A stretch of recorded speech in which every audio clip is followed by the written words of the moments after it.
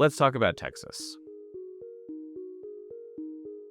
In June, President Trump floated the idea of a mid-decade redistricting in Texas. Very plainly stated goal is to try to add 5 Republican congressional seats. Traditionally, redistricting takes place once a decade after the census. We do have this idea that we want equal population districts, right? And so the idea is for each person's vote to, as close as possible, have sort of equal representation. For congressional districts within a state, they actually have to be equal population down to the person, right? There's no leeway. And historically, it is actually true that often congressional districts will follow county lines. And that's even true in the Texas map now, right? Like many of the big rural districts actually do follow county lines. The issue, though, is because we need equal population, at some point you have to start cutting across county lines, and that's where all the mischief can start to happen. This has indeed happened before.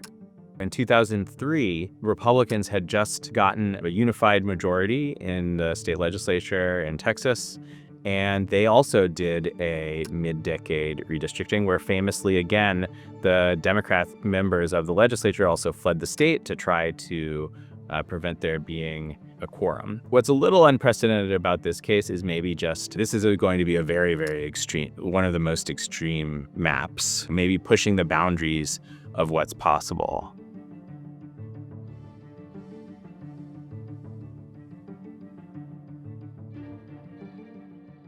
What is a durable majority gerrymander? The idea is to be able to put a number on chances or additional chances that a party has of holding on to a majority in their state legislature due to the map that they've drawn. And so essentially it's like, how would such a party redraw their districts to try to hold on to power despite any type of future electoral swing? I do think that, yes, like there have been instances throughout US history where maps were drawn for a political purpose and to advantage one party or another in elections.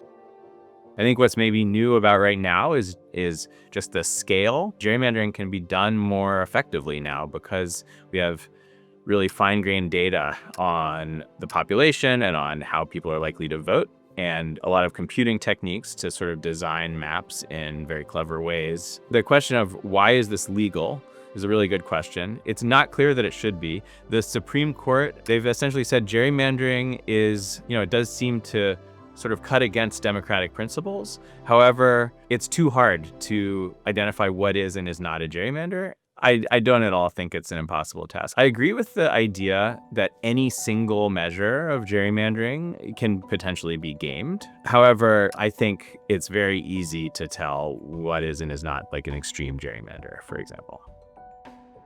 There have been various projections of like what a fair outcome would be in a state like Texas if you were to just draw sort of ensemble of maps in Texas, subject to all the few constraints that there are, things like equal population, contiguity. If you do that, then on average, Democrats would get about 17 seats. That's one number for like what a map might look like if you just totally removed partisanship from the process. In Texas and in most of the country, Democrats tend to be clustered in metropolitan areas. And so another telltale sign of a gerrymandered map is a map with districts that are sort of combining areas that tend to be suburban or rural, where there are a decent number of Republican voters, and then reaching into cities and picking out smaller numbers of Democratic voters in the cities. And so that's known as cracking. Another sort of geographic indicator of gerrymandering is what's known as packing. Maybe you say, we're going to give one party a district, they're definitely going to win, but we're going to put as many of that party, as many voters of that party as possible into that district. So in some sense, their votes are wasted, right? If you put everyone in one district, then they're not able to help win in other districts. One clear drawback is by moving voters around from previously established districts into new districts, you're severing the tie they might have with their congressional representative. One additional risk is that this sets off a tit-for-tat sort of gerrymandering war. What's happening in Texas is sort of the first shoe to drop, but Democrats have been spurred to feel like they have to respond to this effort, right? And so already in California, there are plans to try to redraw the maps, and there's been discussion of this in New York as well.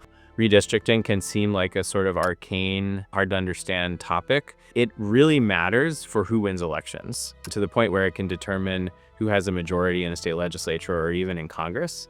And as we've seen, which party controls government impacts people's lives very dramatically.